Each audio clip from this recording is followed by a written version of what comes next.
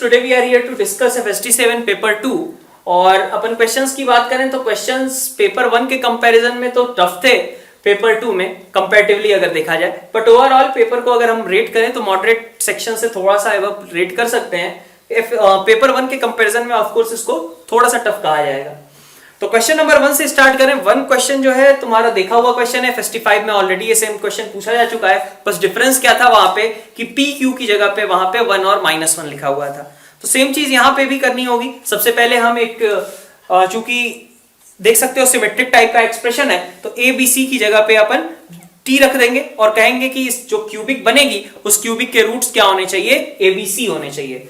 तो सेम तरीके से प्रोसीड करें, x by T plus y upon T minus P plus z upon T minus Q. इस product को इस सम को क्या कहा गया है, 1।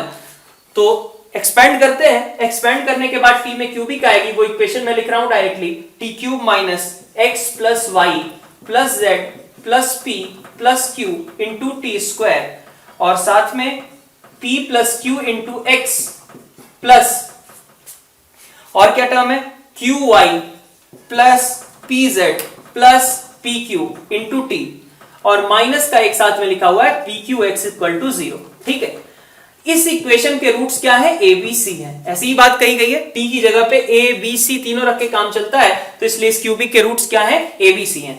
अब हमसे क्या कहा गया है क्वेश्चन में, अब अगर मैं x equal to a b c by p q की बात करूं तो डायरेक्टली देख सकते हैं यहां से कि हमारे पास अगर ए बी सी जो प्रोडक्ट ऑफ रूट्स है और यहां से देखें कांस्टेंट टर्म क्या है, पी क्यू एक्स है, तो ए बी सी जो प्रोडक्ट ऑफ रूट्स है that is equal to p q x. तो इसका मतलब x की value a b c by p q, मतलब ऑप्शन बी तो करेक्ट है अपना। फिर ऑप्शन ए पे जाते हैं। ऑप्शन ए में, ठीक है, ऑप्शन ए है ना, यहां से अपने पास ऑप्शन बी आ गया इसी स्टेटमेंट से। खैर ऑप्शन ए के लिए हमें सम की भी बात करनी है, तो सम में देखो, सम में क्या आ जाएगा, x plus y plus z plus p q is equal to कितना, a plus b plus c. तो एक रिलेशन यही दिया हुआ है, a plus b plus c is equal to x plus y plus z plus p plus q. यही आ गया। तो अपन यहां से देखें x plus y plus z की वैल्यू कितनी है, तो a plus b plus c minus p minus Q. तो ऑप्शन ए भी करेक्ट हो गया। y और z अगर निकालना है तो y और z निकालने के लिए देखो क्या करना होगा। अब चूंकि तुम्हें x पता चल चुका है, पेयर वाइज वाली टर्म अभी तक यूज नहीं हुई है, तो यहां से अगर मैं x को रख दूं तो y प्लस जेड आ गया ना। सी ऑप्शन लिखने की जगह पहले मैं प्रोसेस ही कर देता हूं, यहां से इसी इंफॉर्मेशन को यूज करके y प्लस जेड को लिख सकता हूं ना, a plus b plus c minus p minus q minus x. X कितना था, तो ए b c upon p q था, यही है। अब y माइनस जेड की बात करते हैं, जैसे पिछले वाले FST5 वाले क्वेश्चन में किया था, वो कैसे जनरेट हुआ था, पेयर वाइज से। तो पेयर वाइज टर्म्स का अगर देखेंगे तो ए B plus B C plus C A, ठीक है। अब यहां थोड़ा सा उसके कंपैरिजन में कैलकुलेशन बढ़ जा रहा है, क्योंकि यहां पे क्या है, p plus q into x, ठीक है, plus q Y plus P z plus p q, ठीक है।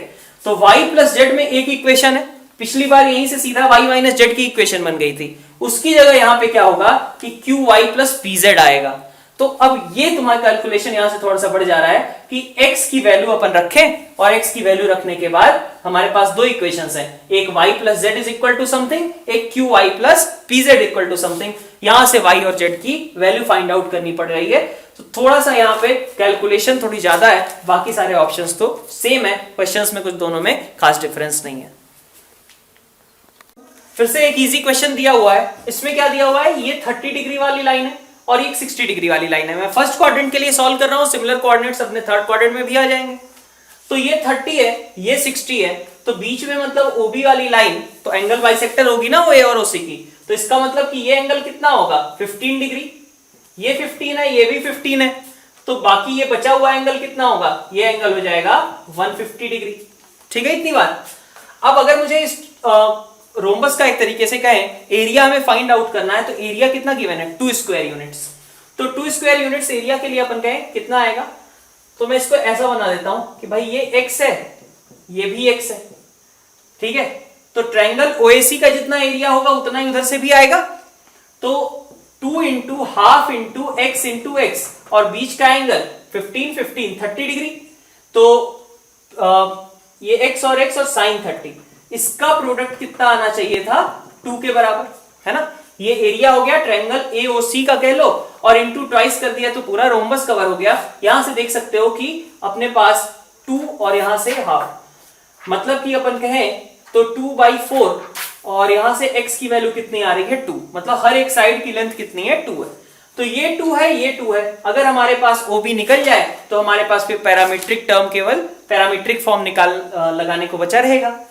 तो अपन OB की लेंथ निकालने जाते हैं। OB की लेंथ निकालने के लिए अपन देखें तो देखो ये x है, मतलब 2 है, ये 2 है, तो ये वाली लेंथ निकालने के लिए कोसाइन रूल लगा लो, ट्रायंगल OAB कह लो, तो वही कोसाइन रूल लगा लिया कि cos 150 डिग्री है ना is equal to x square plus x square minus OB square divided by है ना 2 इंटू x इंटू एक्स। यहां से हमें x की वैल्यू मिल जा रही है।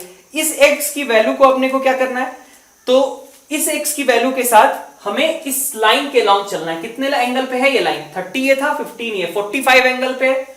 तो अपन कहें कि हमारा जो आंसर आएगा वो कैसा आएगा, b का कोऑर्डिनेट अगर मैं लिखना चाहूं तो b का कोऑर्डिनेट क्या होगा, ये सपोज ये मान लो OB कुछ लेंथ आएगी यहां से है ना, OB यहां से कुछ लेंथ आ जाएगी, x तो पता ही है, cos 150 पता ही है, OB लेंथ आ जाएगी। b के कोऑर्डिनेट्स क्या होंगे, तो b के कोऑर्डिनेट्स होंगे OB है ना cos 45 और OB sin 45। प्लस माइनस दोनों लग सकता है, क्योंकि इसने कहा है कि फर्स्ट क्वाड्रेंट में भी ये चीज बना सकते थे, इसका सेम मिरर इमेज नीचे थर्ड क्वाड्रेंट में बना सकते थे। तो बी ऑप्शन इस तरीके से हमारे पास करेक्ट हो जाएगा। OB की लेंथ यहां से निकाल करके रख सकते हो। क्वेश्चन नंबर 3 पे जाते हैं। क्वेश्चन नंबर 3 में क्या है, अब यहां पे f' इज ग्रेटर देन और इक्वल टू एक इनइक्वालिटी दी हुई है। तो कभी भी इस तरीके का क्वेश्चन रहता है तो अपन क्या करते हैं, एक ऐसे फंक्शन के बारे में सोचो जिसके एक तरीके से डिफरेंशिएशन से इस तरीके की टर्म क्रिएट हो पाए। तो अपन देखो cot x को अगर सिंप्लीफाई करें, cos बाई साइन लिख लें, चूंकि साइन 0 से π/2 इंटरवल की बात की गई है ना, f का जो देखो डोमेन क्या दिया हुआ है 0 से π/2। तो अगर हमारे पास साइन से मैं एक तरीके से क्रॉस मल्टीप्लाई कर दूं तो कोई दिक्कत तो है नहीं, साइन तो कैसा रहने वाला था, पॉजिटिव क्वांटिटी रहने वाली थी।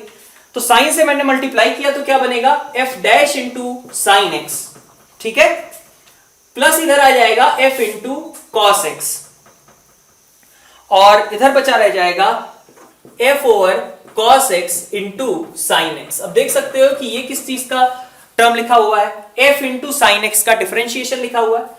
तो अगर मैं f of sine x sorry F x into sine x इसको एक फंक्शन ले लो, ठीक है, तो इसका डिफरेंशिएशन यहां पे टर्म लिखी हुई थी, तो इसका डिफरेंशिएशन लिखा हुआ था, और ये क्या है, ये भी किसी चीज का डिफरेंशिएशन वगैरह लिखा है क्या, तो हाँ अपने पास अगर यहां पे कॉस है, यहां पे साइन है, अगर मैं कॉस एक्स को t मान लेता हूं, ठीक है, इसको अलग करते हैं, इधर देखते हैं अपन, कॉस एक्स को अगर मैंने t मान लिया तो ये चीज क्या लिखी हुई है, f ऑफ t dt है ना, माइनस साइन के साथ, ठीक है, ऐसा ही कुछ एक्सप्रेशन है, एक एफ एक्स साइन एक्स और दूसरा है minus F T D T, इस तरीके का। अगर t को लिखना रहेगा तो इसको लिख सकते हो minus F cos inverse x, ठीक है, ऐसा कुछ t की जगह पे कॉस इनवर्स एक्स बोल सकता हूं, और ये dt है, नॉर्मली तो अपन नहीं लिखते हैं, but d of cos inverse x, ऐसा कुछ चीज लिखा हुआ था। तो अब देखो एक्सप्रेशंस के अकॉर्डिंग ये एफ एक्स साइन एक्स का डिफरेंशिएशन है। पहली चीज क्या लिखी गई है, F X sine x is strictly increasing, A option में। तो देखो इधर का टर्म अगर मैं देखूं तो f of cos x, question में क्या है, f की कोडोमेन क्या दी हुई है, r प्लस, मतलब यहां से आउटकम जो भी आएगा वो कैसा होगा, पॉजिटिव होगा, साइन तो पॉजिटिव रहेगा ही 0 से π/2 में, तो ये प्रोडक्ट कैसा है, पॉजिटिव है, इसलिए मैं कह सकता हूं कि ये क्वांटिटी हमेशा पॉजिटिव होगी, इसलिए ए ऑप्शन करेक्ट है। फिर बी ऑप्शन पे जाते हैं। बी ऑप्शन में क्या कहा गया, एफ एक्स साइन एक्स और capital F of cos inverse X. तो देखो ये capital F of cos inverse X ही तो लिखा हुआ है, capital F of cos inverse X, सबको एक साइड कर लो तो क्या आ जाएगा, ग्रेटर देन और इक्वल टू 0। तो इस तरीके से अपना बी ऑप्शन भी करेक्ट है। We will go with answers A and B. Question number 4 में a प्लस बी प्लस सी, इसका मॉड दिया हुआ है √3। तो देख सकते हो स्क्वायर करके कि भाई a स्क्वायर, मतलब मैं ये कह रहा हूं a plus b plus c dot कर दिया a plus b plus c, क्या आएगा, a square plus b square plus c square, that is anyway 3 है ना, प्लस 3 क्यों लिखा, क्योंकि a b c तीनों ही क्या थे, यूनिट वेक्टर थे, mod a square mod b square mod c square सभी क्या हो गए 1 1 1, और प्लस 2 अगर मैं कहूं समेशन a डॉट बी, ऐसा ही आएगा ना। ये चीज खुद कितनी थी, a प्लस बी प्लस सी का मॉड दिया हुआ है √3, तो ये कितना था 3 लिखा हुआ था, 3 - 3, तो summation a dot b is equal to 0। ये पहले टर्म दी गई है। अब आगे बढ़ते हैं, क्वेश्चन में क्या कहा गया। क्वेश्चन में हमसे पूछा जा रहा है a cross b dot b cross c। तो अगर मैं ये कैलकुलेट करता हूं a cross b dot b cross c, ठीक है, तो कैसे करेंगे ये कैलकुलेट। अपन मान लेंगे इसको कुछ u, है ना, इसको u मान लिया और ये box product a b u हो गया। तो इसको फिर से लिख लिया हमने, इसको लिख लिया हमने a, है ना, a को एज इट इज रखो, b cross u, b cross u, b cross c, ऐसा लिख सकते हैं। a को अलग रखो और इसको ओपन करने का ट्राई करो। तो सबसे पहले वेक्टर ट्रिपल प्रोडक्ट के अकॉर्डिंग b बाहर जाएगा, b डॉट c होगा, b बाहर b डॉट c, है ना, माइनस c बाहर b डॉट b, यही टर्म आएगी। b डॉट b तो एनीवे कितना है, 1 के बराबर है। सिमिलरली बाकी दोनों से भी हम एक्सप्रेस कर सकते हैं ऐसे ही वेक्टर ट्रिपल प्रोडक्ट का यूज करते हुए। तो हमारे पास देखो a dot b b dot c minus कितना आ रहा है, a डॉट c। तो सारे टर्म्स हम बाकी दोनों के भी इसी तरीके से लिख लें। तो हमें बेसिकली दिया क्या गया है, a डॉट b, है ना, b dot c minus a dot c, ये पहले से आया। दूसरे वाले से सिमिलरली क्या आ जाएगा, दूसरे वाले से आ जाएगा ac bc और यहां पे ab, और तीसरे वाले से देखें तो ab ac और माइनस का bc, यही टर्म आ जाएगी। अब ये तीनों टर्म्स हमारे पास आ गए हैं। अब इन तीनों टर्म्स की हेल्प, अब हमें क्या करना था, इसकी मैक्सिमम वैल्यू निकालनी थी। तो अगर अपन देखें तो देखो यहां पे जो तीन चीजें यूज की गई हैं उन्हीं में से पेयर वाइज इधर लिया गया है ना, ठीक है। तो इसी चीज को अपन कह रहे हैं कि अगर हमें यह पता था कि भाई ये वाली चीज का सम कितना है, 0 है, ठीक है, ये वाली चीज 0 है। अगर मैं कहूं कि इसका स्क्वायर करके दिखाऊं तो मेरे पास स्क्वायर में क्या होगा, a, अगर मैं समेशन a डॉट b का स्क्वायर करता हूं तो मेरे पास इंडिविजुअल स्क्वायर्स आएंगे। इंडिविजुअल स्क्वायर्स का सम तो कैसा होगा, पॉजिटिव ही होगा, प्लस 2 टाइम्स ये पेयर वाइज टर्म्स आएंगी, 2 टाइम्स समेशन पेयर्स, ऐसा आएगा। तो आप देख सकते हो कि अगर ये चीज 0 थी, ये पॉजिटिव था, तो पेयर्स कैसे होंगे, निगेटिव बनाएंगे, है ना, पेयर्स को कैसा होना पड़ेगा, निगेटिव होना पड़ेगा। तो इसलिए मैं बोल सकता हूं कि ये एक्सप्रेशन जो है ना, ये इतने, ये एक्सप्रेशन हमेशा कैसा आएगा, अपने पास निगेटिव आएगा। अब हमें चूंकि मैक्सिमाइज करना था तो मैक्सिमम वैल्यू इसकी कितनी हो सकती है, यहां से मैं क्या कह सकता हूं, जब ये भी 0 हो जाए और इधर भी हमारे पास 0 हो जाए। इधर 0 कब होगा, a dot b, b dot c और c डॉट a सब जब 0 हो, मतलब ये चीज 0 होने के लिए, है ना, इसका स्क्वायर किया, हमारे पास इंडिविजुअल स्क्वायर्स आए। इंडिविजुअल स्क्वायर्स का मतलब क्या, a डॉट b का स्क्वायर, b डॉट c का स्क्वायर, c डॉट a का स्क्वायर, तीनों ही जब 0 होंगे तभी तो ये वैल्यू अपनी मैक्सिमम वैल्यू को अटेन करेगी। तो अपन कह सकते हैं कि हमारे लिए रिक्वायर्ड कंडीशन क्या है, a dot b, b dot c और c डॉट a सब क्या हो, 0 के बराबर हो, तभी ये वैल्यू अपनी मैक्सिमम वैल्यू को अटेन करेगी। मतलब इधर से भी 0 हो जाएगा, इधर से भी 0 हो जाएगा, तो आंसर अपना a तो करेक्ट है। फिर बी ऑप्शन पे जाते हैं। बी ऑप्शन में हमें क्या कहा गया, एबीसी से पैरेललोपाइप बनाया जा रहा है। भाई पैरेललोपाइप का वॉल्यूम कितना होता है, बॉक्स ऑफ एबीसी। तो बॉक्स ऑफ एबीसी निकालने के लिए अब यहां पे क्या करोगे, तो बॉक्स ऑफ एबीसी निकालने के लिए a dot a dot b, a dot c, b dot a, b dot b, b dot c, c dot a, c dot b, c dot c, यही निकालोगे ना। तुम्हें पता है कि ये बॉक्स एबीसी का स्क्वायर होता है, तो यहां से अपन बोल सकते हैं ना कि भाई ये 1 होगा, ये 1 होगा, ये 1 होगा, बाकी सब क्या होंगे, 0 होंगे। यहीं पे अभी हमने लिखा कि a dot b, b dot c ये सब क्या होंगे, 0 के बराबर। तो एबीसी का स्क्वायर यहां से निकाल सकते हो तुम, वॉल्यूम आ जाएगा। फिर सी ऑप्शन में भी इसी तरीके से, सी ऑप्शन में हमें क्या कहा गया है कि इस सिचुएशन में lambda is maximum. Lambda is maximum कब है, जब a dot b, b dot c, c dot a सब क्या है, 0 के बराबर है। उस समय हम बस सिंपली मल्टीप्लाई कर रहे हैं, तो a dot a cross b तो कितना होगा, 0, a dot b cross c, box of ABC. मतलब अगर मैं सी ऑप्शन की बात करूं तो उसका आंसर क्या आएगा, 2a इंटू bc, 5bc, तो 10 बॉक्स एबीसी। एक ये काम की टर्म है। फिर इसी तरीके से b dot a cross b किया, 0 हो गया, b dot b cross c किया, 0 हो गया, और 3 इंटू 6 c क्रॉस a, मतलब 18 abc, ये अपने काम की टर्म हुई। और इसी तरीके से 4c इंटू ए क्रॉस बी, तो 4abc, ये अपने काम की टर्म्स हुई। बाकी हर एक टर्म तो क्या है, 0 के बराबर है। So answer will be 32 box of ABC. Box of ABC इस ऑप्शन में अपन निकाल चुके हैं। ये वैल्यू देख लो, ये वैल्यू कितनी आ रही है, 1। तो इसलिए अपना ऑप्शंस ए और सी ये दोनों ही यहां करेक्ट हो जाएंगे। दिया हुआ है 5-6 वाला, उसमें अगर देखें तो इंफॉर्मेशन तो ऐसा कोई खास नहीं है, और बाकी अपन सीधा क्वेश्चन पे ही आते हैं। क्वेश्चन में क्या कहा गया, n क्यूब प्लस 20n, इसकी डिविजिबिलिटी चेक करनी है। n को क्या कहा गया है, इवन है, तो n कुछ 2 लैम्डा टाइप का होगा। n 2 लैम्डा टाइप का होगा तो एक्सप्रेशन कैसा हो गया, 8 लैम्डा क्यूब प्लस 40 लैम्डा, तो अपन कह सकते हैं कि 8 lambda into lambda square plus 5, ये एक्सप्रेशन आएगा। अब lambda into lambda square plus 5 की अगर बात करूं तो देखो, लैम्डा अगर कोई भी इंटीजर है, अगर लैम्डा खुद इवन है तो ये expression lambda into lambda square plus 5 2 से डिविजिबल होगा। अगर लैम्डा ऑड है तो ये तो चलो ऑड हुआ, लेकिन ये कैसा हो गया, इवन हो गया ना। तो इसका मतलब ये मैं कह सकता हूं कि this term is always divisible by 2। अब अपन आगे आते हैं डिविजिबिलिटी चेक करने के लिए 3 पे। 3 पे अगर हम चेक करें तो 3 से देखो, lambda into lambda square plus 5, इस एक्सप्रेशन को चेक कर रहे हो। लैम्डा अगर मैं 3 के टर्म्स में देखना चाहता हूं कि 3 से डिवाइड करने पे क्या रिमाइंडर आएगा, तो मैं लैम्डा की सारी पॉसिबिलिटी निकाल लेता हूं 3 के टर्म्स में। मतलब कोई भी इंटीजर लैम्डा, उसको या तो वो 3 के टाइप का होगा, या तो 3 के प्लस 1 टाइप का होगा, या तो 3 के प्लस 2 टाइप का होगा। तो अगर मैं इसको 3 के प्लस 1 टाइप का 3 के टाइप का लेता हूं, सपोज लैम्डा 3 के टाइप का है, तो ऑफ कोर्स ये जो एक्सप्रेशन है 3 से डिविजिबल आएगा। फिर मैं आगे आता हूं लैम्डा इक्वल टू 3 के प्लस 1 पे।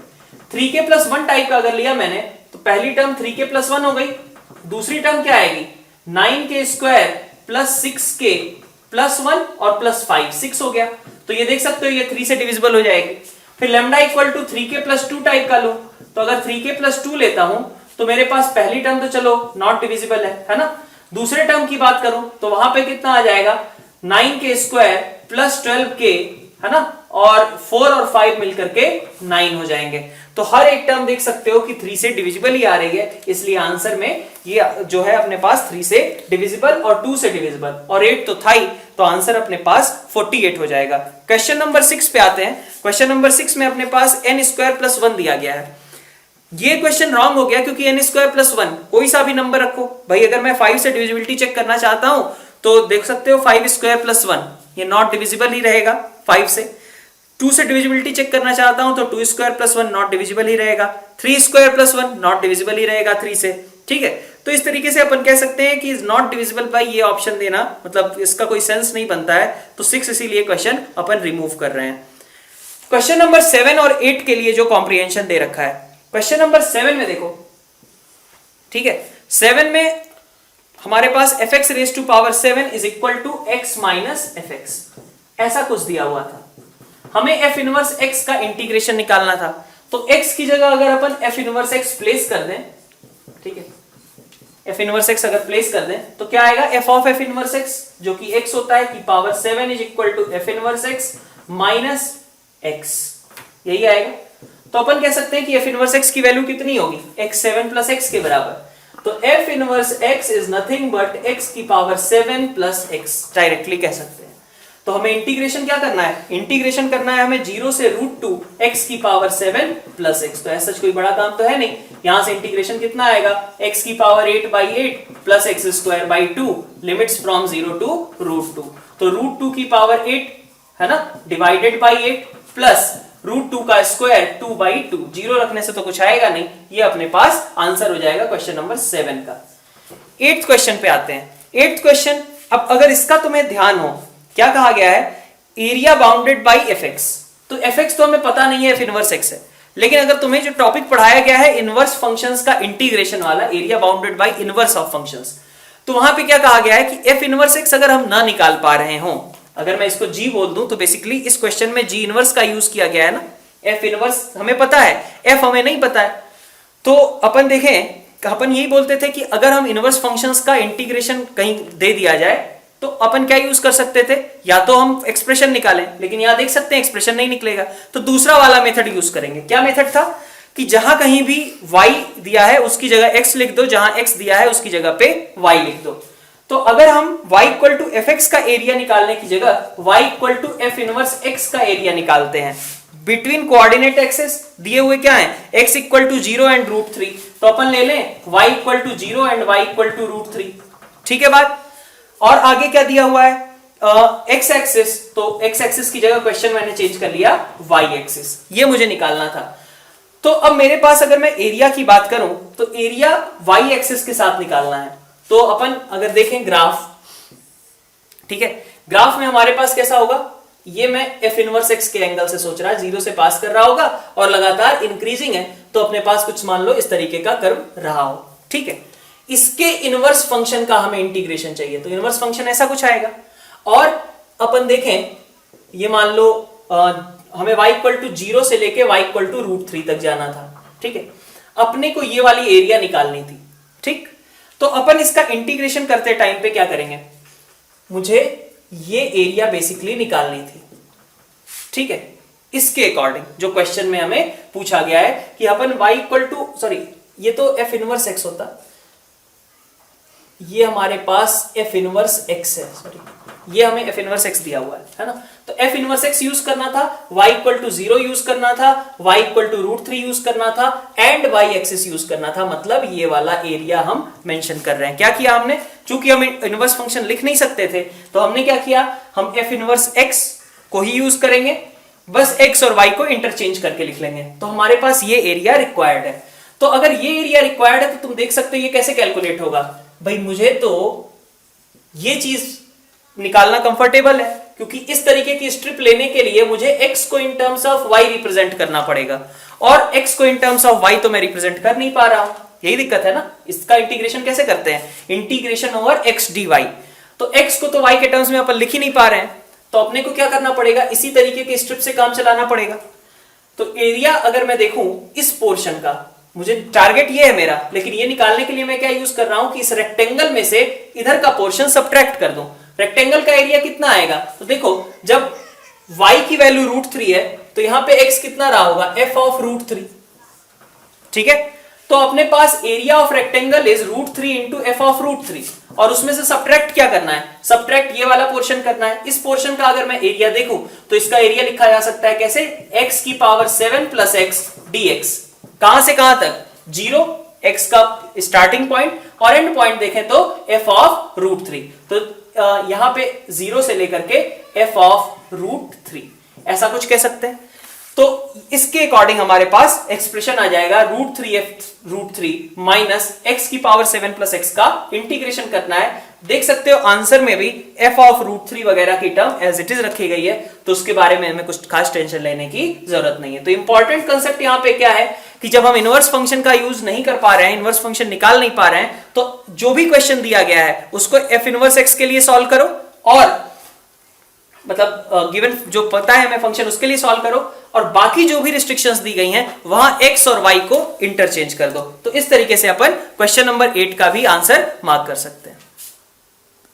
जो कॉम्प्रिहेंशन दिया हुआ है उसके अकॉर्डिंग कॉइन अपने पास है जो बायस्ड है, जिसमें हेड आने की प्रोबेबिलिटी 2/3 और टेल आने की 1/3 है, और तब तक इसको अपने को टॉस करना है जब तक कि difference between number of heads and tail is 2। तो क्वेश्चन सबसे पहले अपने को क्या कहा गया कि 9th क्वेश्चन में it is given that game ends with a head, तो गेम हेड के साथ एंड होगा, इस बात की सिचुएशंस कैसे कैसे आएगी। अगर अपन ऐसा कर लें कि भाई दोनों हेड आ गए तो बात ही खत्म हो गई, 2 हेड 0 टेल काम बन गया अपना। और क्या हो सकता है इसी तरीके से 3 हेड 1 टेल आ जाए, तो 3 हेड 1 टेल आने की सिचुएशंस क्या होंगी, HT या फिर THHH ऐसा हो जाए। ठीक है, इसी तरीके से आगे भी कह सकते हो कि 5 मतलब यहां पे 3 हेड और 1 टेल था, और अपन इसी तरीके से आगे कहें तो 4 हेड और 2 टेल की भी सिचुएशंस बना सकते हैं। तो इस तरीके का देखो कि एक सीरीज बनती जाएगी। अब इस सीरीज के लिए देखें तो 2/3 का स्क्वायर, इस तरीके से केस हो जाए कि दोनों h आ जाएं, इसकी प्रोबेबिलिटी कितनी है 2/3 स्क्वायर। इसके लिए देखें तो यहां से क्या आएगा 2/3 रेज टू पावर 3 हो जाएगा, एक तरीके से 2/3 की पावर 3 और इंटू 1/3 ऐसा। और इधर क्या बन जाएगा, इधर बन जाएगा अपने पास 2/3 रेज टू पावर 3 इंटू 1/3, ऐसी कुछ सीरीज अपने पास सबसे पहले बन जाएगी। तो इस केस में देखो अगर तो 4/9 पहला टर्म है, और इस तरीके से हमारे पास सेकंड केस जो आएगा, इसका अगर हम सम करें तो हमारे पास फिर से 2/3 स्क्वायर कॉमन ले लिया एक तरीके से, तो मेरे पास बचा कितना 2 और डिवाइडेड बाई यहां से अपने पास 2/3 इंटू 1/3 दो बार बचा, तो 4/9 एक और टर्म आ गई, है ना।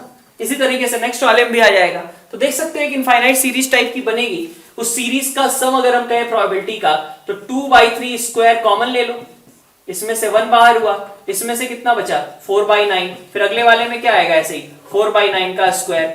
ये एक इनफाइनाइट सीरीज बन जाएगी जिसमें अपन बोल सकते हैं कि फर्स्ट टर्म क्या है 1 है और कॉमन रेशियो कितना है 4/9 का है, तो 2/3 का स्क्वायर विच इज 4/9 और 1/1 माइनस 4/9, तो यहाँ पे कितना आ गया 5/9। तो इसलिए आंसर अपने पास इसके लिए कितना आता 4/5 होता। क्वेश्चन में आगे क्या कहा गया कि ये इवेंट तो हो चुका है, मतलब कंडीशनल प्रोबेबिलिटी की बात कर रहा है, तो इस बात की प्रोबेबिलिटी बताओ कि it ends in minimum number of throws. तो मिनिमम नंबर ऑफ थ्रोज तो बेस थ्योरम डायरेक्ट हो गया कि भाई मिनिमम नंबर ऑफ थ्रोज तो यही पॉसिबल है ना, तो ये इवेंट होने की प्रोबेबिलिटी 4/5 थी, ये हमें पता है। तो हमें यही बताना है कि इस मेथड से ये इवेंट हुआ होगा, तो इस मेथड से अगर इवेंट हुआ होगा तो 4/5 नीचे रखो, इस मेथड का कंट्रीब्यूशन कितना है 4/9, इसको ऊपर रखो, तो आंसर कितना आ जाएगा 5/9। अपना ऑप्शन बी करेक्ट होगा। देखें तो हमारे पास कंडीशनल प्रोबेबिलिटी निकालने को एक तरीके से दी गई है, कह लो इस तरीके से बेस थ्योरम, क्योंकि हमें दे दिया गया है ऑलरेडी कि जो गेम है वो एंड होता है मोर नंबर ऑफ हेड्स के साथ। तो वो पार्ट तो हम 9th वाले क्वेश्चन में निकाल ही चुके हैं ना, प्रोबेबिलिटी कि मोर नंबर ऑफ हेड्स कितने आएंगे, ठीक है। मोर नंबर ऑफ हेड्स के केस में प्रोबेबिलिटी कितनी होगी वो चीज तो अपन कैलकुलेट ऑलरेडी कर चुके हैं। नेक्स्ट हमें क्या चीज, हमें इस केस में क्या निकालना था कि गेम जो है वो H से स्टार्ट हुआ हो, तो H से स्टार्ट होने के लिए क्या क्या केसेस हो सकते हैं वो समझ लेते हैं एक बार। एक केस हो सकता है कि दोनों हेड आए हो, ठीक है, इस केस को थोड़ा सेपरेटली अपन रखते हैं। नेक्स्ट केस और क्या हो सकता है कि भाई यहां पे 2 हेड और 0 टी है, अगले में 3 हेड और 1 टी आए, 3 हेड और 1 टी आए, और हमारे लिए ये भी इंपॉर्टेंट है कि वो H से स्टार्ट होना चाहिए, तो HTHH कुछ यही केस हो सकता है, और तो कोई केस पॉसिबल नहीं है।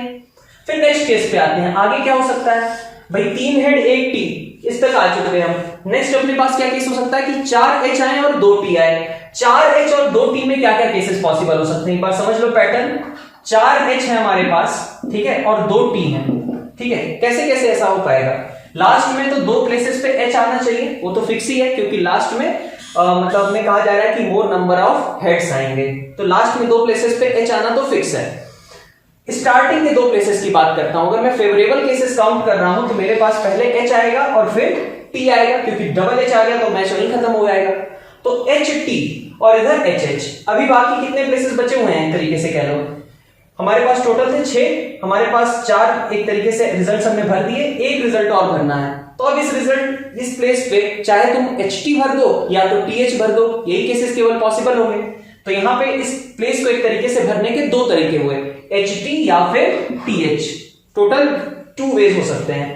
तो 2 टाइम्स किसके लिए, ठीक है, 3 हेड आ रहा था हमारे पास, सॉरी 4 हेड आ रहा था और 2 टी आ रहा था, तो 4 हेड मतलब NC4 हेड को अगर मैं सक्सेस कहता हूं तो हमारे पास जो हेड आने की प्रोबेबिलिटी है रेज़ टू पावर 4, और उसके अलावा बल्कि n की जगह भी 6 रख सकते हैं, टोटल 6 ही एलिमेंट्स हैं, और बाकी बचे हमारे पास टेल आने की प्रोबेबिलिटी का स्क्वायर, ठीक है। 2 केसेस ऐसे पॉसिबल हैं, यहां पे HT रख दें तब भी काम चल जाएगा, TH रख दें तब भी काम चल जाएगा। नेक्स्ट केस क्या और हो सकता था, अगर मान लो कि नेक्स्ट केस अपन देखें 4H 2T के बाद तो 5H और 3T आ सकते थे, 5H और 3T, क्या केस पॉसिबल हो सकता है। 5H और 3T का मतलब एक ये हो सकता है कि हेड टेल यहां पे, हेड यहां पे, ये तो फिक्स है, ठीक है। तो हमारे पास बेसिकली 8 रिजल्ट्स हमें भरने थे, 4 रिजल्ट्स तो हमारे फिक्स हो गए, अब 2-2 पेयर्स हमारे पास बचे होंगे। फिर से वही तरीका, इसको या तो HT भर दो या TH भर दो, इसको भी HT भर दो या TH भर दो, तो टोटल कितने तरीके हुए, 4 तरीके हमारे लिए फेवरेबल हो गए। तो इसका मतलब नेक्स्ट केस में क्या आएगा 4 टाइम्स, ठीक है। कितनी जगहों पे हेड चाहिए अपने को, 5 जगह पे हेड चाहिए, टोटल 8 हम ऑब्जर्वेशंस ले रहे हैं, तो टोटल अगर हम कहें कि सॉरी ये हटा सकते हैं 64, क्योंकि हमें स्पेसिफिक सीक्वेंस ही लेना था। यहाँ पे 5 हेड और 3 टेल के लिए अपने पास क्या केसेस होंगे, तो फिर से वही हेड आने की प्रोबेबिलिटी रेज टू पावर 5 और टेल आने की प्रोबेबिलिटी रेज टू पावर 3। ये टोटल हमारे पास केसेस हो जाएंगे। इससे भी ज्यादा आगे होगा, मतलब यही सीक्वेंस फर्दर कंटिन्यू रहेगी, कहां तक, इनफाइनाइट सीरीज के फॉर्म में। तो हमारे पास क्या केस है, 2 हेड आ जाए, ये अलग से डिस्कस करो। आगे की चीजों में हमारे पास एक पैटर्न बन रहा है, क्या है, h3t, ठीक है, 3 h आएंगे 1 t, यहां पे h की पावर 4 t स्क्वायर, यहां पे h की पावर 5 t क्यूब, और इवन जो आगे के कोफिशिएंट्स हैं यहां पे 1 2 4, तो एक इनफाइनाइट जीपी बन जा रही है। इस इनफाइनाइट जीपी का तुम्हें अलग सम निकालना है, उसको इसके साथ ऐड कर लेना है। डिवीजन में हमने जो 9th क्वेश्चन में रिजल्ट निकाल रखा है हमने ऑलरेडी, कि हेड के साथ गेम एंड कब होगा उसकी प्रोबेबिलिटी क्या है, वो चीज हमने ऑलरेडी कैलकुलेट कर रखी है 9th क्वेश्चन में, वो वैल्यू हम डिनोमिनेटर में रख देंगे। टाइप जो क्वेश्चन दिया हुआ है, सबसे पहला चीज यही है, fx इज इक्वल टू एक फंक्शन दिया हुआ था और उसके लिए कहा जा रहा है कि इसकी रेंज क्या होगी। तो अगर मैं फंक्शन में देखूं, पहले तो रेंज मतलब पहले डोमेन के बारे में डिसाइड कर लो। तो ऑफ कोर्स इसकी डोमेन चूंकि साइन इनवर्स x प्रेजेंट है, तो x कहां से कहां तक वेरी कर सकता है, -1 से 1। दैट मींस इसकी डोमेन में सिर्फ हम -1 से 1 तक के एलिमेंट्स रखेंगे। अब नेक्स्ट चीज आते हैं कि अगर x अपना -1 से 1 के बीच था, फंक्शन के बारे में देखो, साइन इनवर्स खुद भी इंक्रीजिंग है, tan इनवर्स भी इंक्रीजिंग है, x² अगर देखें तो इसमें थोड़ा सा तुम्हें डाउट हो सकता है, बट ओवरऑल देखो तो इसका डिफरेंशिएशन मतलब f डैश साइन इनवर्स से तो पॉजिटिव ही आएगा क्योंकि फंक्शन इंक्रीजिंग है, 2 tan इनवर्स ये भी पॉजिटिव आएगा, और इसकी बात करें तो ये क्या है, इसका डिफरेंशिएशन 2x + 4। अब 2x + 4 इस इंटरवल के लिए पॉजिटिव ही होगा, इसका मतलब कि फंक्शन हमेशा इंक्रीजिंग है, तो मिनिमम वैल्यू कहां पे बनेगी, -1 पे, और मैक्सिमम कहां पे बनेगी, +1 पे। तो f एट -1 अगर चेक करें तो अपने पास साइन इनवर्स -1 मतलब -π/2, यहां पे भी -π/2 तो -π आ जाएगा, और इधर से कितना आ जाएगा अपने पास 1 + 1 2 -4 -π-2, ये f ऑफ -1 आ गया। अगर हम f ऑफ +1 की बात करें तो f ऑफ 1 में कितना आ जाएगा, पाई आ जाएगा, प्लस इधर से कितना आ जाएगा 6, तो हमें इसका सम पूछा गया है, so it should be 4। Question number 12 में क्या कहा गया, अब 3D से क्वेश्चन है, plane denoted by P1 is rotated through a right angle about its line of intersection with a plane. तो अगर सपोज ये मान लो तुम्हारा प्लेन है, ठीक है, इस प्लेन को, ये दूसरा प्लेन था, दूसरे प्लेन के अबाउट कैसे भी रोटेट करोगे तो लाइन ऑफ इंटरसेक्शन तो कॉमन ही रहेगी ना भाई। एक प्लेन था, ठीक है, प्लेन को रोटेट कर दिया दूसरे प्लेन के अबाउट, तो अभी भी लाइन ऑफ इंटरसेक्शन तो जो पहले थी उन दोनों की, वही लाइन ऑफ इंटरसेक्शन अभी भी बनी रहेगी। मतलब हम कह सकते हैं कि जो रिजल्टेंट प्लेन होगा वो प्लेन भी क्या होगा, P1 और P2 की फैमिली का ही मेंबर होगा। तो अपन कह सकते हैं कि जो अपने को रिक्वायर्ड प्लेन है वो कैसा होगा, P1 + लैम्डा P2 टाइप का। तो P3 मान लिया मैंने जो रिक्वायर्ड है, that should be of type P1 + lambda P2। अब हमें ये लैम्डा की वैल्यू ही इफेक्टिवली निकालनी है अदर प्लेन की इक्वेशन निकालने के लिए। तो अगर हम बात करें P1 + लैम्डा P2 की इक्वेशन अगर लिखें हम, ठीक है, P1 हमें दिया हुआ है, P2 दिया हुआ है, लैम्डा से मल्टीप्लाई किया, ऐड कर दिया, तो हमारे पास क्या आएगा, x के साथ कोफिशिएंट आएगा 4 + 5 लैम्डा, y के साथ कोफिशिएंट आएगा 7 + 3 लैम्डा, और z के साथ कोफिशिएंट क्या आ जाएगा 4 + 10 लैम्डा। ठीक है, 4 + 10 लैम्डा इज इक्वल टू, अगर अपन देखें, अच्छा एक टर्म और भी है, 81 कह लो, 81 - 25 लैम्डा, ये अपने पास ओवरऑल टर्म हो जाएगी। ठीक है, P1 + लैम्डा × P2, ये हमारे पास टर्म हो गई। इसको क्या कहा गया है कि जो रिजल्टेंट प्लेन होगा वो कैसा है, जो ओरिजिनल P1 था उससे 90 डिग्री पे है। क्यों, क्योंकि P1 को 90 डिग्री हमने रोटेट किया था। तो P1 की अगर मैं कहूं कि P1 का, अगर मैं P1 का इक्वेशन लिखूं तो P1 का इक्वेशन क्या था, 4x + 7y + 4z + 81 = 0। अब ये प्लेन और ये प्लेन परपेंडिकुलर है, तो अगर ये दोनों परपेंडिकुलर है तो इनके नॉर्मल्स भी आपस में कैसे होंगे, परपेंडिकुलर होंगे। तो नॉर्मल्स का डॉट प्रोडक्ट मतलब कितना होना चाहिए, 0 के बराबर। इसलिए 4 × 4 + 5 लैम्डा, इसका नॉर्मल वेक्टर क्या है, 4i + 7j + 4k। इसका क्या है, 4 + 5 lambda i, 7 + 3 lambda j, 4 + 10 lambda k। तो 4 × 4 + 5 लैम्डा प्लस 7 × 7 + 3 लैम्डा, और प्लस यहां से अपने पास 4 × 4 + 10 लैम्डा, ये दोनों का डॉट प्रोडक्ट कितना होना चाहिए था, 0। तो अपन यहां से देखें 20 और 21, 41 हो गया, 41 और 40, सो 81, यहां से 16 और टोटल 81, सो लैम्डा कितना आ रहा है अपना, -1 के बराबर आ रहा है। लेमडा इज इक्वल टू -1 अगर हमें रखेंगे तो हमें इक्वेशन पता चलेगी। अब हमसे पूछा क्या गया है कि in its new position be denoted by p and distance of this plane from origin. तो बस लेमडा की वैल्यू पहले -1 रख दो, मतलब p3 जो हमें चाहिए था, p3 की इक्वेशन क्या हो गई हमारे पास आ गई -x और इधर से आ जाएगा +4y और साथ में आ जाएगा -6z प्लस 81 और 25 मिलके कितने हो गए 106। ठीक है, ये अपने पास प्लेन की इक्वेशन होगी -x plus 4y minus 6z plus 106 is equal to 0। अब इस पे क्या करना है हमें, ओरिजिन से लेंथ ऑफ परपेंडिकुलर निकालना है। तो लेंथ ऑफ परपेंडिकुलर ओरिजिन से डायरेक्ट फॉर्मूले में रखो, क्या करेंगे 0 0 0 यहां पे प्लेस कर दिया, 106 डिवाइडेड बाय अंडर रूट इसका स्क्वायर प्लस इसका स्क्वायर प्लस इसका स्क्वायर, तो 36 16 52 और यहां पे 1 53। तो लेंथ ऑफ परपेंडिकुलर कितनी हो गई 106 अपॉन अंडर रूट 53। हमें क्या करना था, इसका भी बाई 2 करना था। तो अपन देख सकते हैं कि कितना आंसर आएगा रूट 53 का इंटीजर पार्ट कितना होगा 7। तो क्वेश्चन नंबर 12 के लिए अपने पास 7 ये करेक्ट आंसर हो जाएगा। फिर अपन 13th भी यही देख लेते हैं।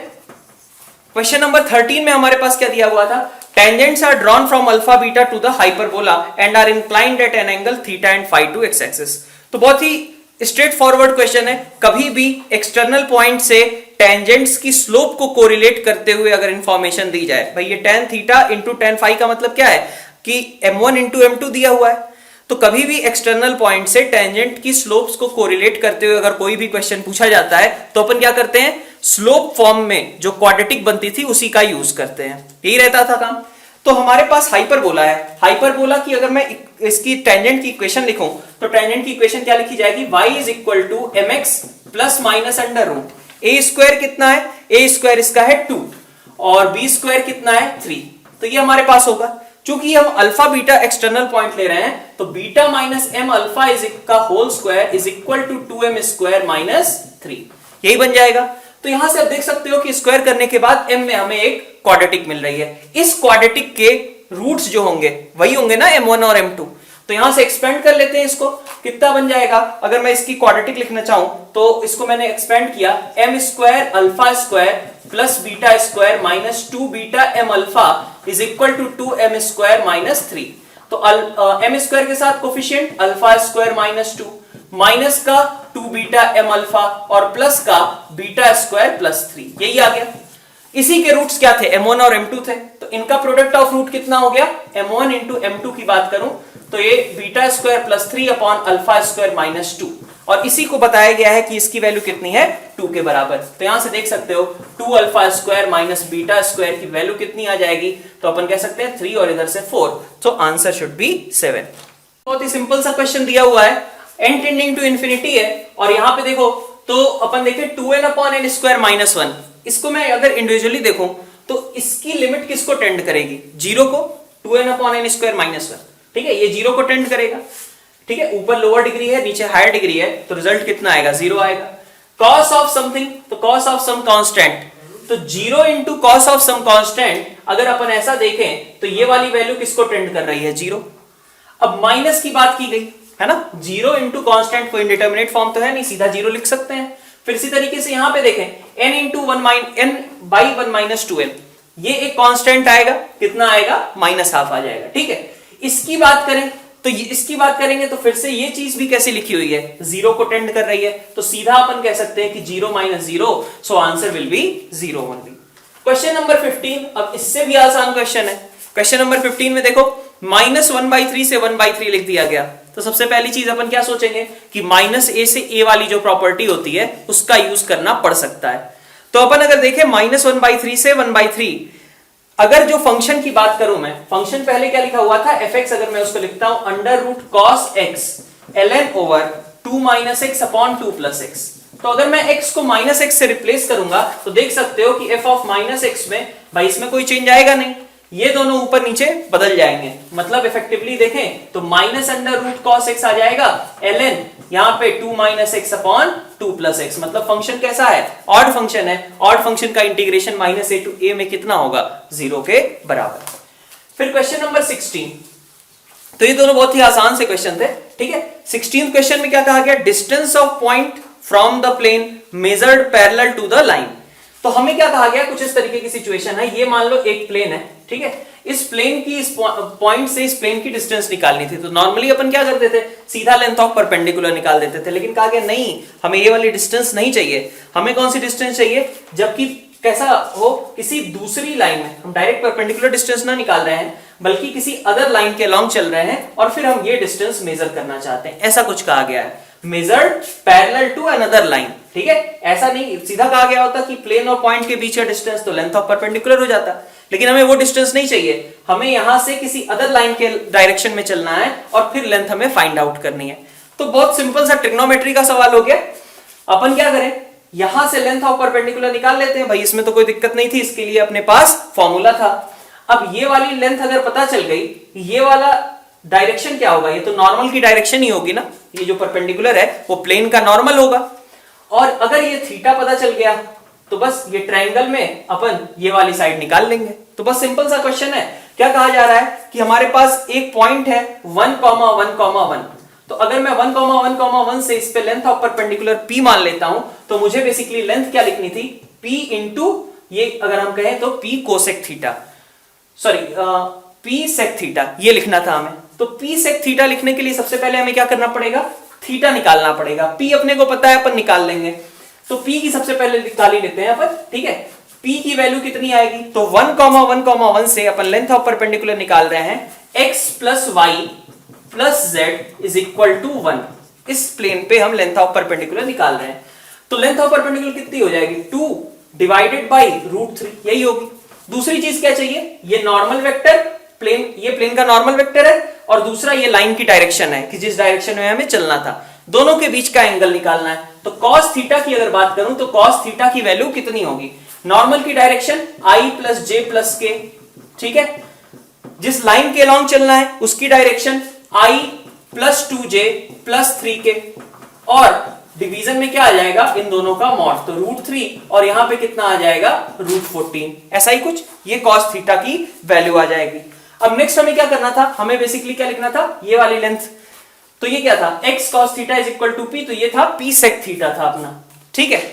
तो हमें लिखना यही है भाई, हमें p सेक थीटा की वैल्यू चाहिए, तो p अपने पास कितना है, 2/√3, और इसको डिवाइड कर दिया हमने cos थीटा से। cos थीटा कितना था, तो देख सकते हो 1 plus 2 plus 3, so it is 6 divided by √42। तो √42 अपने पास एक तरीके से ऊपर चला जाएगा, अपने पास रिजल्ट क्या आएगा, यहां से √14 और डिवाइडेड बाई 3, तो √14/3 और इनटू हमें कुछ और करना है, हमें बोला गया है 3k/√14, तो 3k/√14 की वैल्यू यहां से देख सकते हो 1 के बराबर हो जाएगी। अब देखो इसमें क्या कहा गया है, minimum number of points of intersection of the curve f dash x and f dash x into fx square. तो अपन अगर देखें तो f dash x is equal to f dash into f square. इसके सॉल्यूशंस कब आएंगे, सबको एक साइड लेते जाओ, तो f dash common 1 minus f square equal to 0, so f dash की वैल्यू 0 होनी चाहिए, या फिर f should be equal to +-1, यही चीज करना है अपने को। वही सॉल्यूशंस कब मिलेंगे, जबकि f डैश 0 हो जाए, या फिर f +1 हो जाए, या फिर f -1 हो जाए, ये पॉसिबल सॉल्यूशंस है। तो अपन देखते हैं ऐसे कितने x एग्जिस्ट कर जाएंगे। तो अपन देखें सबसे पहले तो 0 से 8 के बीच हमें कुछ वैल्यूज दी गई थी, तो f1 इक्वल टू 3, ठीक है, 1 से स्टार्ट किया है और 7 तक की वैल्यूज हमें दी हैं। तो चलो 1 पे अपन मार्क करते हैं, 1 2 3, है ना, इस तरीके से 1 2 3 4 5, है ना, 6 7, यहां पे मान लिया मैंने 8 है और ये मान लिया मैंने 0 है। तो मुझे वैल्यूज दी गई थी, f1 दिया हुआ है 3 के बराबर, तो f1 पे मैंने मार्क कर लिया सपोज 3, ठीक है। ये मेरे पास y एक्सिस है और इसको मैं थोड़ा और ऊपर इसको मैं हटा लेता हूं, f डैश था मेरा 0 के बराबर, f था +-1, यही टारगेट था। तो 3 यहां कुछ मार्क कर लिया कि f1 पे वैल्यू कितनी है, 3 है ना, f1 पे वैल्यू 3 है, ऐसा कुछ। नेक्स्ट चीज हमसे क्या कही गई, f2 हाफ है, तो f2 हाफ ये मार्क कर लिया मैंने, सपोज ये हाफ है, ठीक है, यहां कहीं 1 मार्क कर लेता हूं और इसको 2 मार्क कर लेता हूं, तो ये हाफ था, तो इसको मैंने हाफ, f2 पे हाफ। इसके बाद क्या कहा जा रहा है, f3 पे 4, तो f ऑफ 3 ये और ऊपर है, 3 के भी ऊपर है, 4 पे पहुंच गए, है ना। फिर इसी तरीके से आगे बढ़े, f ऑफ 4 की वैल्यू कितनी है, तो f ऑफ 4 पे वैल्यू नेगेटिव में आ गई, यहां पे मान लो -2 मैंने मार्क कर दिया, 4, -2, ठीक है, तो ये -2। फिर आगे बढ़ते हैं, f ऑफ 5 पे वैल्यू और बड़ी है, f ऑफ 5 पे वैल्यू कुछ 6 के बराबर है, ठीक है, ये 4 मान लो यहाँ पे, है ना, 6 सपोज ये था कुछ, f ऑफ 5 पे वैल्यू 6 के बराबर है। फिर इसी तरीके से f ऑफ 7 पे बात करें, f ऑफ 6 पे, तो f ऑफ 6 कितना दिया हुआ है 1/3, तो ये 1/2 से भी छोटा, और f ऑफ 7 मतलब -1/4 यहां कहीं मान लो, ठीक है। तो ये हमें मार्क करने हैं। तो अगर करो इस तरीके का एक स्मूथ करो हम बनाएं, ठीक है, तो कम से कम ऐसा तो बनेगा ही ना। मैं बहुत ज्यादा इसमें चेंजेस नहीं कर रहा कि बहुत सारे मैक्सिमा मिनिमा बनाऊं, बट मिनिमम भी बनाऊं तो मुझे 1 से 2 पे यहां आना है, 2 से, अब 2 के बाद चाहे तो डिप हो जाए, है ना, या तो पहले डिप हो जाए कहीं भी, बट ओवरऑल तो इसको पहुंचना पड़ेगा ना। अगर मिनिमम भी इसको रखते हैं अपन कुछ इस तरीके का ग्राफ मान लो, ठीक है, 4 पे इसको फिर से निगेटिव में आना है, सपोज आगे ऐसा आ रहा हो f ऑफ 4 पे, है ना। फिर 5 पे वैल्यू हो सकता है कि जरूरी नहीं है किसी पॉइंट पे बॉटम क्रिएट होगा, हो सकता है कि और इधर बॉटम क्रिएट हो रहा हो और उसके बाद f ऑफ 5 पे बढ़ करके यहां पहुंच गया। फिर f ऑफ 6 की बात करें तो f ऑफ 6 हो सकता है ऐसा आ गया हो, f ऑफ 6 के बाद फिर अपन आगे ऐसे ही डिक्रीज कराते हुए जाएं f ऑफ 7 तक, है ना। इस तरीके का कुछ कर्व बन सकता था। तो अगर मैं f डैश की बात करूं कि f डैश 0 कब आएगा, तो एक बार तो यहां कहीं 0 होगा f डैश, एक बार यहां कहीं 0 होगा, एक बार यहां होगा, एक बार यहां होगा। तो कम से कम 4 पॉइंट तो मुझे दिख रहे हैं कि f डैश इक्वल टू 0 के लिए, ठीक है, f डैश इक्वल टू 0 के लिए मेरे पास 4 पॉइंट्स तो आएंगे ही आएंगे। फिर नेक्स्ट अपने पास क्या था, fx इक्वल टू 1 वाला केस। तो fx इक्वल टू 1 की अगर हम बात करें तो देखो ये 1 वाली लाइन है, 1 वाली लाइन अगर मैं ड्रॉ करता हूं, ठीक है, तो 1 2 3 4 5 कितने सॉल्यूशंस दे रहा है, f इक्वल टू 1 वाली लाइन 5 सॉल्यूशंस तो दे ही रही है, ठीक है। फिर नेक्स्ट f इक्वल टू -1 वाली बात करूं तो -1 यहां कहीं होगा, है ना, कितने सॉल्यूशंस दे रहा है, 2 सॉल्यूशंस, तो f इक्वल टू -1 से हमारे पास 2 सॉल्यूशंस तो आएंगे ही आएंगे। तो टोटल कितने सॉल्यूशंस होंगे, मिनिमम 11 सॉल्यूशंस, सो आंसर कितना आएगा 5। क्वेश्चन नंबर 18, ठीक है, तो ये भी आसानी क्वेश्चन था, बस एक ग्राफ का नेचर हमें चेक करना था, जो पॉइंट्स दिए गए थे देख लो कितनी बार कौन से सॉल्यूशंस एग्जिस्ट कर रहे हैं। क्वेश्चन नंबर 18 में अब फंडामेंटल से क्वेश्चन है, क्या कहा गया है, 4 raise to power log 2 log e x। तो अपन इसको ऐसा अगर लिख लें, log x बेस e को इधर ले आए और log 4 बेस 2 ऐसा लिख सकते हैं, ठीक है। 4 और ये जो log x बेस e है, इन दोनों की पोजीशंस इंटरचेंज ये कर सकते थे हम log वाली प्रॉपर्टी में। इज इक्वल टू कितना था, इज इक्वल टू दिया हुआ है ln x, कह लो इसको माइनस ln x का स्क्वायर प्लस 1, ऐसा ही कुछ। तो अपन यहां से देखें ये भी तो 2 ही लिखा हुआ है, ये ln x का स्क्वायर, तो अपन लिखें ln x को मान लेता हूं मैं t, ln x को t मान लिया, तो लिखी हुई चीज क्या है, t square is equal to t minus t square plus 1, so 2t square minus t minus 1 is equal to 0, तो 2t square minus 2t plus t minus 1 is equal to 0। तो t की वैल्यू कितनी आएगी, या तो 1 आएगी या तो माइनस हाफ आएगी। t लेकिन क्या था मेरा, log x बेस e था, है ना, ये 1 और माइनस हाफ आ रहा है। अगर मैं माइनस हाफ रखता हूं तो देखो जो ओरिजिनल क्वेश्चन है, ये तो हमने चेंज करके इधर लिखा ना लेफ्ट हैंड साइड, जो ओरिजिनल क्वेश्चन है उसमें क्या था, 4 की पावर में log यहां 2 बेस और फिर ln x था, ऐसा था ना। अब ln x अगर माइनस हाफ हो जाएगा तब तो प्रॉब्लम हो गई, तब तो यहां पे log का आर्गुमेंट निगेटिव हो गया, इसलिए ln x equal to minus half, ये वाली वैल्यू अपनी रिजेक्ट हो जाएगी। सिर्फ ln x is equal to 1 के अकॉर्डिंग आंसर आएगा, तो इसके सिर्फ एक ही सोल्यूशन एग्जिस्ट करेगा। 19 क्वेश्चन में देखें तो हमारे पास एक दिया हुआ है z1 z2 z3 तीन कॉम्प्लेक्स नंबर्स हैं, मॉड सभी का बराबर है, और एक और इंफॉर्मेशन दी है mod of z1 plus z2 plus z3 is equal to 2। तो अगर इस चीज को इन मॉड के साथ कोरिलेट करना है तो क्या करना होगा हमें, ऑफ कोर्स सबसे पहले स्क्वायर करना होगा। तो इसको स्क्वायर करके हमारे पास क्या इंफॉर्मेशन आ जाती है, z1 square plus z2 square plus z3 square plus 2 times summation over z1 z2, ये आएगा। और इसकी वैल्यू किसके बराबर है, 4 के बराबर कही गई है, ठीक है ना। z1 plus z2 plus z3 का होल स्क्वायर कर दिया दोनों साइड में। z1 स्क्वायर कितना है, तो मॉड z1 चूंकि 2 था तो ये 4 हो गया, 4 हो गया, 4 हो गया। दैट मींस कि समेशन z1 z2 की वैल्यू, समेशन z1 z2 को मैं एक बार लिख लेता हूं पूरा ही, z1 z2 plus z2 z3 plus z3 z1, ठीक है। ये वैल्यू कितनी हो गई अपने पास, तो ये देखो 4 4 8 4 12, 4 में से सब्ट्रैक्ट किया -8, 2 से डिवाइड किया तो आ गया -4, ये अपने पास एक्सप्रेशन आया। अब देखो कुछ और भी इंफॉर्मेशन दी हुई थी, अपन ये जो इंफॉर्मेशन है इसको ज्योमेट्रिकली रिप्रेजेंट करें तो क्या होगा, इसका मतलब हो गया कि ओरिजिन को अगर सेंटर लेकर के एक सर्कल बनाए हम 2 यूनिट रेडियस का, तो उस पे Z1, Z2 और Z3 तीनों ही लाई करते हैं। इवन ये वाला पॉइंट भी इसी सर्कल का एक पॉइंट है, सर्कल के सर्कमफेरेंस पे लाई करता है। अब देखो इस चीज को अगर हम आगे बढ़ाएं, आगे एक और इंफॉर्मेशन क्या दी हुई है कि mod Z1 minus Z2 is equal to mod Z1 minus Z3। इसका मतलब क्या हुआ, एक आइसोसेलेस ट्रायंगल, ठीक है, आइसोसेलेस ट्रायंगल की बात हो गई, ये वाली साइड और ये वाली साइड बराबर है। अगर ये दोनों साइड्स बराबर हैं तो ये सर्कम सेंटर पे जो एंगल यहाँ पे थीटा होगा, यहाँ पे जो एंगल थीटा होगा, ये दोनों भी आपस में बराबर होंगे। तो अपन ये कह सकते हैं क्या कि Z1 और Z2 के बीच का एंगल थीटा मैंने मान लिया, Z1 और Z मतलब ओरिजिन से Z1 और ओरिजिन से Z3 इनके बीच के एंगल को थीटा मान लिया, तो फिर बाकी इधर कितना बचेगा, इधर आ जाएगा तुम्हारा 2 पाई माइनस 2 थीटा, ठीक है। तो इसको अपन बोल सकते हैं 2 पाई माइनस 2 थीटा। अब देखो अगर इसको मैं यहां पे रखता हूं Z1 Z2, तो Z1 कितना था 2 यूनिट्स, Z2 कितना था 2 यूनिट्स, बीच का एंगल कितना है थीटा, तो अगर वेक्टर से हम इसका डॉट प्रोडक्ट लिखें तो कितना आ जाएगा 4 cos थीटा, ठीक है। फिर इसी तरीके से यहां पे भी 4 cos थीटा, Z3 Z1 भी तो सेम ही है, तो यहां पे 4 cos थीटा और आ गया।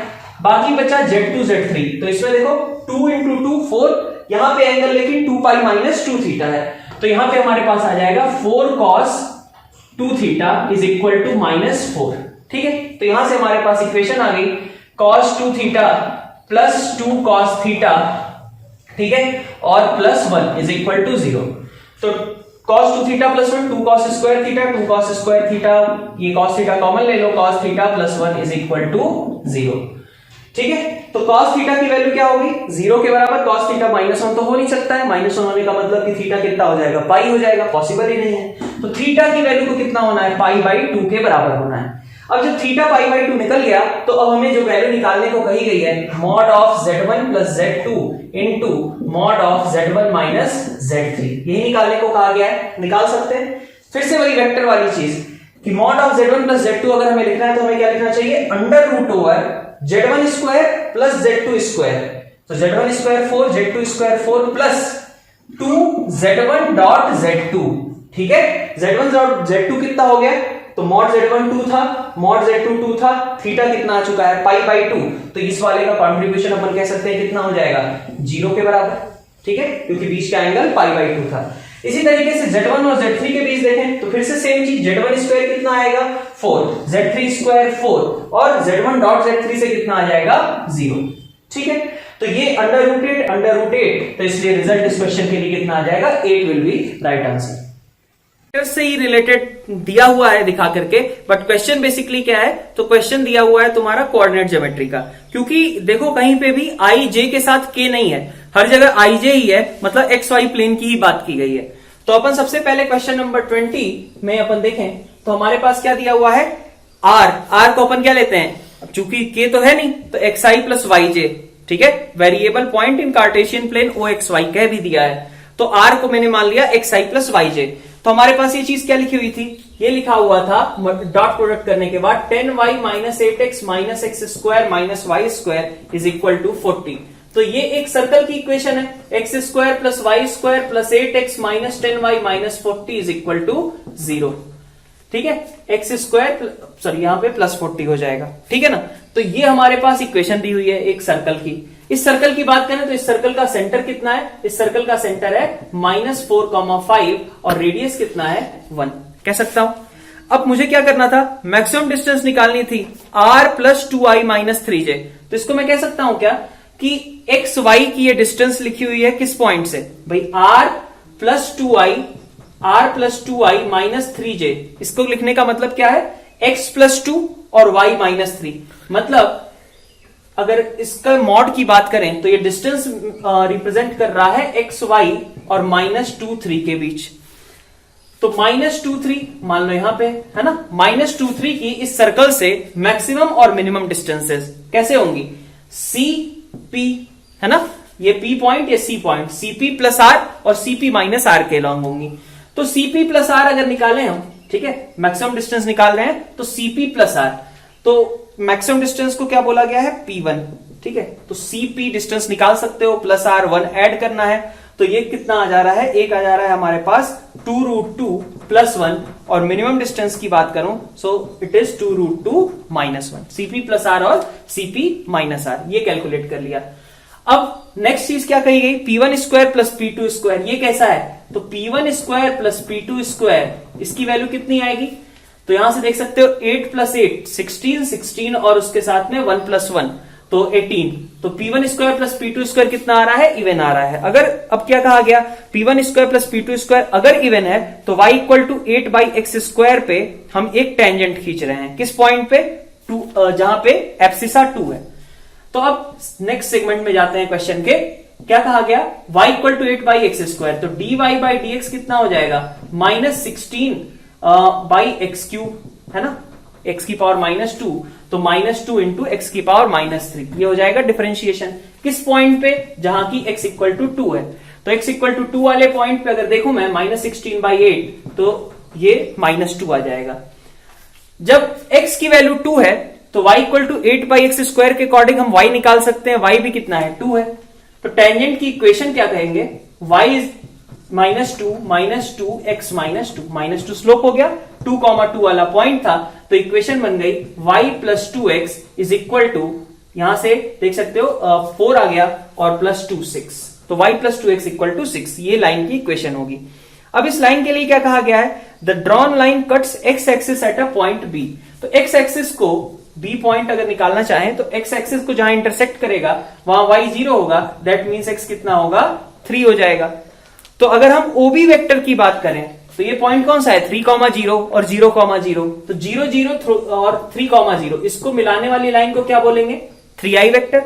AB की बात करें तो A कौन से पॉइंट को बोला गया था, A पॉइंट बोला गया था, A 2,2 वाला, तो AB वेक्टर का मतलब क्या हुआ, B वेक्टर, B क्या था, 3i है ना + 0j, ये था AB, ये OB हो गया, -OA, तो A का पोजीशन वेक्टर क्या है, 2,2 था, तो 2i + 2j, ये हमारे पास OB आ गया, AB आ गया, अपन OB.AB निकाल सकते हैं। तो इस तरीके से हमारे पास इसका भी आंसर 3 आ जा रहा है। हमारे पास NCR/R+1 × x⁻ समथिंग, और ये मैंने जनरल टर्म लिख दिया है इसका, ठीक है। और R कहां से कहां तक वेरी कर रहा है, तो R वेरी कर रहा है अपने पास, अगर क्वेश्चन में देखें तो R वेरी कर रहा है 0 से लेकर के n तक, तो R starts from 0 ends with n, ये दिया हुआ है। तो जैसे ही हमें ये पहली चीज दिखाई दी NCR/R+1, तो ये तो फॉर्मूला था, NCR/R+1 को अपन क्या लिख देते हैं, n+1 CR+1 और अपॉन n+1, n+1 को मैं समेशन से बाहर निकाल लेता हूं, क्योंकि n तो कैसा है, कांस्टेंट है, समेशन हमारा r पे अप्लाई हो रहा है, r = 0 से n, ऐसा लिख लिया। अब आगे देखो क्या है, x⁻³ है ना, x³ कह लो, इनफैक्ट x³ की पावर में n-r, और यहां पे कह लो 3 - x³r, ठीक है। यहां पे भी चूंकि x³ था इसीलिए मैंने यहां पे भी x³ बना लिया। अब देखें अगर, तो इन दोनों का सम कितना है, इन दोनों का सम भाई कितना आ रहा है, n आ रहा है, लेकिन अगर यहां पे मेरे पास इन दोनों का सम n+1 आ रहा होता तो अपन सिंपल सा एक बाइनोमियल सीरीज लिखा होता, ये a + b n+1। तो अपन क्या करें, इसमें 1 ऐड कर दो, 1 अगर ऐड करोगे तो 3 - x³ से डिवाइड भी करना पड़ेगा, तो 3 - x³ बाहर निकाल लो, तो 1/n+1 के साथ डिनोमिनेटर में 3 - x³ भी बाहर हो गया, क्योंकि x पे तो कोई दिक्कत थी नहीं। अब आगे आया क्या, इन दोनों का सम, ठीक है, तो x³ + 3 - x³ तो 3 हो गया, है ना, रेज टू पावर कितना, n+1, अगर सारे टर्म प्रेजेंट होते तब इतना आ जाता। लेकिन अब इसमें देखो ये कहां से सीरीज स्टार्ट हो रही है, n+1 C1 से स्टार्ट हो रही है ना, r = 0 रखे हो तो पहली टर्म कहां से स्टार्ट हो रही है, n+1 C1 से स्टार्ट हो रही है। तुम्हें अगर 0 से लेकर के n+1 तक के सारे टर्म्स होते, भाई लास्ट टर्म देखो, r की जगह n रखोगे तो n+1 बन जाएगा, तो तुम्हारे पास यहां पे देखें तो n+1 C1 से स्टार्ट होकर के n+1 तक के टर्म है, 0 वाली टर्म नहीं है। तो वो 0 वाली टर्म अगर प्रेजेंट होती तो 3 की पावर n+1 हो जाता, लेकिन वो टर्म एब्सेंट है, इसलिए उसको सब्ट्रैक्ट करना पड़ेगा। उसकी टर्म क्या आएगी, तो अपन यहां से देख सकते हैं n+1 C0 होता, यहां पे एक तरीके से देखो r की वैल्यू -1 जैसी रख रहे हो तुम, तो x³ रेज टू पावर कितना आ जाता अपने पास, n+1 आ जाता, और यहां पे अपने पास आ जाता 3 - x³ की पावर, तो यहां पे देख सकते हो तुम जीरो हो जाती, ठीक है। तो ये हमारे पास ये टर्म बन जाता। अब इसको हमें किसी अदर एक्सप्रेशन के साथ कंपेयर करना है, ए बी सी की वैल्यूज निकालते हैं। डिनोमिनेटर देखो n+1 × 3 - x³ आ चुका है, ऊपर में हमारे पास x की पावर 3n का जो कोफिशिएंट होगा, ठीक है, x की पावर 3n का जो कोफिशिएंट होगा, यहां से हमारे पास कितना आ रहा था 3 की पावर में n+1, तो ये x³ और यहां 3 की पावर n+1, तो बस इसको एक्सपेंड करके कोफिशिएंट्स कंपेयर कर लें, a b और c की वैल्यूज हमें वहीं से डायरेक्टली मिल जाएंगी। इसमें हमसे क्या कहा जा रहा है कि दो क्वाड्रेटिक एक्सप्रेशन एक तरीके से कह लो दिए हुए हैं, और इन क्वाड्रेटिक एक्सप्रेशंस के लिए हमें क्या करना है कि मिनिमम वैल्यू फाइंड आउट करनी है एक की, दूसरे की मैक्सिमम, ठीक है। दूसरे को मैं क्वाड्रेटिक इसलिए बोल रहा हूं क्योंकि x² को t मान के उसको क्वाड्रेटिक कंसीडर किया जा सकता है। एनीवे, अगर हम फर्स्ट वाला देखते हैं मैक्सिमम वैल्यू, तो पहले वाले का एक्सप्रेशन देखो क्या लिखा हुआ है, a - x - 4 होल स्क्वायर, यही लिखा हुआ है ना। तो a - x - 4 होल स्क्वायर इसकी मैक्सिमम वैल्यू, इसकी मैक्सिमम वैल्यू, हाँ, इसकी मैक्सिमम वैल्यू कब होगी, जब ये चीज जीरो हो जाए। तो ऑफ कोर्स इसको अपन कह सकते हैं कि ये हमेशा लेस देन और इक्वल टू a आएगा, कह सकते हैं। फिर इसी तरीके से सेकंड वाले एक्सप्रेशन के लिए देखें, तो सेकंड वाले एक्सप्रेशन में x² - a होल स्क्वायर, तो अपने पास क्या आ गया, x4 आ गया, -2ax² भी आ गया, और +a² हो गया। तो इसकी जगह हमने लिख लिया माइनस का a² और साथ में -10, ठीक है, बल्कि माइनस में इधर ही क्लब कर लेता हूं, -a² और साथ में +10 हो जाएगा -2a, ठीक है। तो अब इसकी अगर हम कहें कि इसकी मिनिमम वैल्यू कितनी होगी, तभी होगी जबकि ये जीरो हो जाए, और ये जीरो जब होगा तो अपन कह सकते हैं कि ये हमेशा ग्रेटर देन और इक्वल टू -a² + 10 - 2a। तो अपने को क्या कहा जा रहा है कि ये -a² + 10 - 2a, ठीक है, ये वैल्यू जो है हमारे पास, ये किस तरीके की दी हुई है, ये वैल्यू बड़ी है, ठीक है, किससे, a से, ठीक है, ऐसा कुछ। तो एक्सप्रेशन क्या बन गया, a² इस साइड ले आए, माइनस का 3a - 10 लेस देन 0, तो a - 5 × a + 2 लेस देन 0 हो गया, a - 5 × a + 2, सॉरी इस साइड ले गए थे तो प्लस है, a + 5 × a - 2 लेस देन 0, तो a की वैल्यू कहां से कहां तक गई, -5 से 2 तक। अपन देख सकते हैं 2 इंक्लूडेड तो है नहीं, a बिलोंग्स टू -5 से 2 था, ठीक है, तो सिर्फ 1 ही एक ऐसा नेचुरल नंबर है जो इसको सेटिस्फाई करेगा। फिर क्वेश्चन नंबर 23 में देखते हैं। 23 में हमारे पास मिनिमम डिस्टेंस निकालनी है e⁻x और ln x के बीच की। तो अपन देखें e⁻x, ठीक है, और ln x क्या है, एक दूसरे के मिरर इमेजेस हैं y = x के रिस्पेक्ट में। तो ये y = x से e⁻x, ठीक है, इनके बीच की डिस्टेंस अगर मैं मिनिमाइज कर लूं तो उसी का ट्वाइस इधर हो जाएगा टोटल डिस्टेंस। तो अपन क्या करते हैं, y = x, ठीक है, और e⁻x, इसके बीच की डिस्टेंस अपन मिनिमाइज करते हैं। तो किसके लॉन्ग होगी, कॉमन नॉर्मल के लॉन्ग, मतलब हमें एक ऐसी लाइन के लॉन्ग चलना होगा जो कि e⁻x के लिए भी नॉर्मल का काम करे और y = x के लिए भी नॉर्मल का काम करे। तो y = x पे नॉर्मल क्या होगा, -1 स्लोप, e⁻x पे नॉर्मल क्या होगा, -1/e⁻x0, यही होगा, e⁻x के किसी पॉइंट x0 पे नॉर्मल का स्लोप यही आएगा। इज इक्वल टू कितना चाहिए हमें, -1, तो मैं कह सकता हूं कि x0 की वैल्यू कितनी होगी, 0 होगी। तो यहां पे पॉइंट ये वाला आएगा 0,1। 0,1 से अगर मैं इसकी डिस्टेंस निकालूं तो 0,1 से लेंथ ऑफ परपेंडिकुलर कितना आ गया, 1/√2। अब हमें क्या चाहिए, हमें तो इससे डिस्टेंस चाहिए ना, तो टोटल डिस्टेंस क्या हो जाएगी, 1/√2 की ट्वाइस। तो अपन कहें d की वैल्यू कितनी आएगी, √2, और हमें आंसर क्या मार्क करना था, √2⁶, तो इसलिए अपना आंसर 8 हो जाएगा यहाँ। 24 में देखो तो 3x² + 2x ऊपर लिखा हुआ है, ये चीज कैसे आती है, x³ + x² के डिफरेंशिएशन से। तो ऊपर हमने 3x² + 2x ये लिखा, और नीचे हमारे पास अगर हम देखें तो क्या लिखा हुआ है, x³ + x² + 1 होल स्क्वायर, और साथ में बचा हुआ है 4, यही टर्म है। तो अगर मैं इसको t मान लेता हूं तो मेरे पास टर्म क्या लिखी हुई है, dt/t² + 4 which is 1/2 tan 1 t/2। तो t/2 का मतलब x³ + x² + 1/2। अब हमसे क्या कहा जा रहा है, ये हमारा fx है, f1 - f0, तो सिंपल सा कैलकुलेशन, f1 की वैल्यू कितनी हो जाएगी, ½ tan इनवर्स, जब 1 रखा तो 3/2 माइनस कह लो, माइनस हमारे पास tan इनवर्स 0 रखा तो 1/2। सही है। अब tan इनवर्स 3/2 कुछ आएगा 0 से π/2 के बीच, उसमें से अपन इसको सब्ट्रैक्ट कर रहे हैं, तो दोनों ही 0 से π/2 है, एक बार क्लब कर लिया। tan inverse a minus tan inverse b बहुत कॉम्प्लिकेटेड नहीं होता, tan inverse a minus b upon 1 plus ab, तो a माइनस b करोगे 1 आएगा प्लस 3/4, यही बनेगा। तो this is half tan inverse 4/7। तो अब देख सकते हो ये π/2 से छोटा ही है ना, π/2 से छोटा इंटू हाफ मतलब π/4 से छोटा।